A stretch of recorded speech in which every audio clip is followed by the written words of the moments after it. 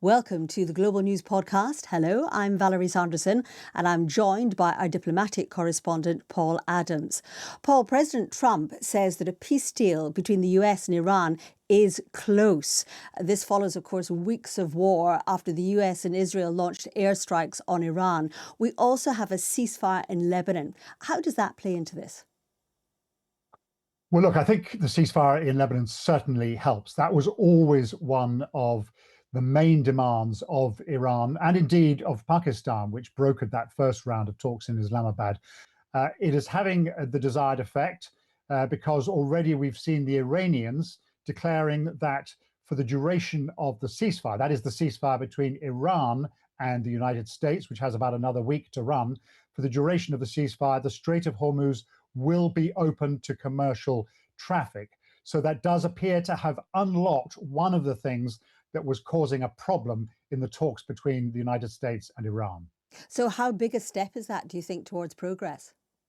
I think it's a huge step because, the problem of the Strait of Hormuz has become arguably the most important aspect of all this. It has been the thing that has caused so much global economic damage. It's led multiple countries to try and figure out what they can do to help unblock it.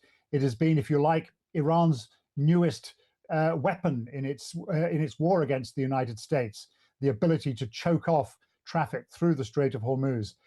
So if the Iranians make good and traffic is able to go through, then that certainly eases the pressure in a very significant way.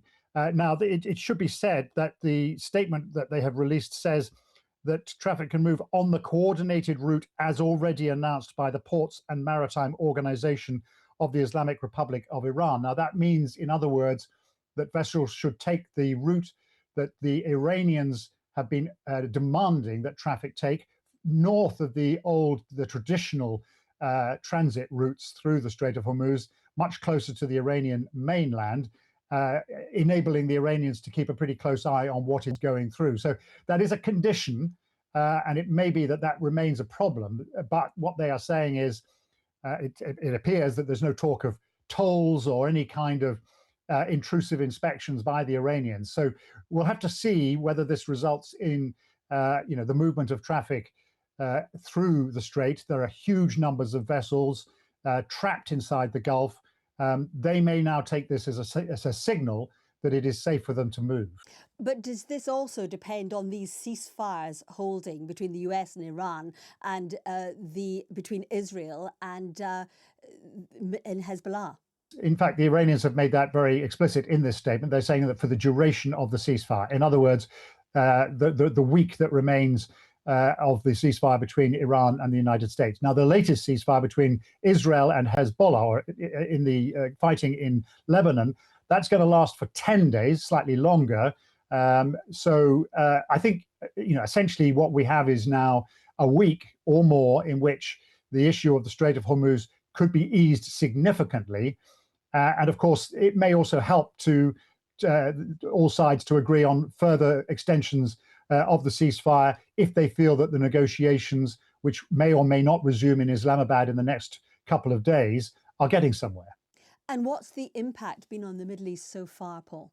If you take the ceasefire in Lebanon, we're seeing celebrations in Beirut and elsewhere in Lebanon at the end of a conflict that the people of Lebanon absolutely did not seek and had become increasingly bleak about, with huge numbers of people forced out of their homes in the south, many of those now trying to return, despite the orders of both the Israeli and Lebanese governments who are urging that it is not yet safe to do so.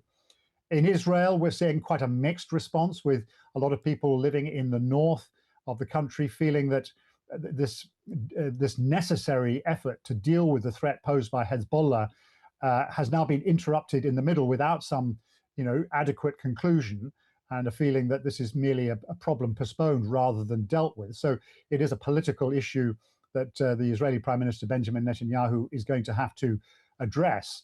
In the Gulf, I am sure that there will be, huge sighs of relief at the possibility that all of this traffic on which those Gulf economies depend so much can now start to move. And for Iran, this does raise the possibility that these talks with the United States, which most people think will resume in Islamabad in the coming days, could result in, in some kind of significant breakthrough. That, from Iran's point of view, the lifting of sanctions, the end of the war, and the regime able to survive and weather this storm. This is a kind of moment pregnant with possibility. Although, of course, there are all sorts of reasons why it could all go wrong. And if you think about the issues which need to be discussed, quite apart from the future of the Strait of Hormuz, we get back to the fundamental thing that lay behind all of this, which is Iran's nuclear program. Now, Donald Trump has said that Iran has already agreed to hand over the highly enriched uranium, about 440 kilos of the stuff, which has been, it is thought, lies trapped under the rubble near Isfahan following last year's brief war. Now, we haven't heard anything from the Iranians to suggest that they have agreed to do that.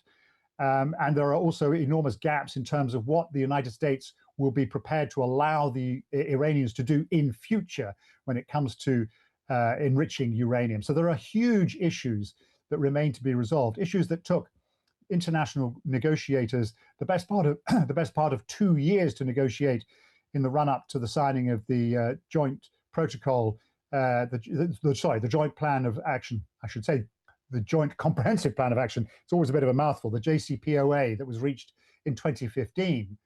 The complexity of those negotiations was mind-boggling, and all of that stuff still has to be sorted out now. So I think Donald Trump, he famously likes quick deals.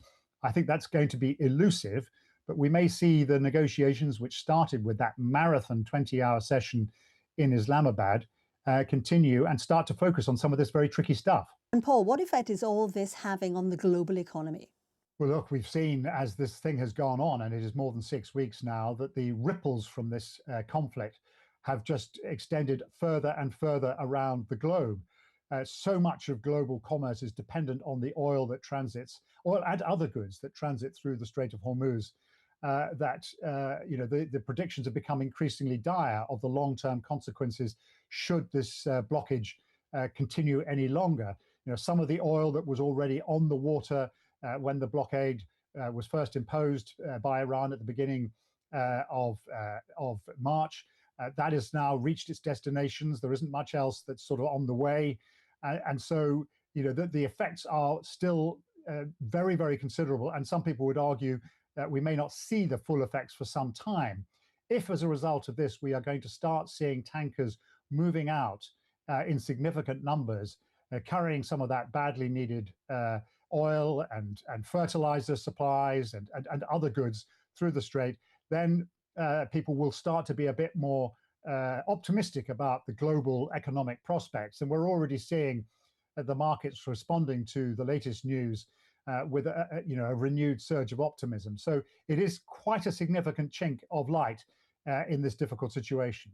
That was Paul Adams, our diplomatic correspondent. If you want to hear more on this story, just listen to the Global News podcast. Click on the link below. But that's it from us for now. Thanks for watching and thanks for listening. Bye for now.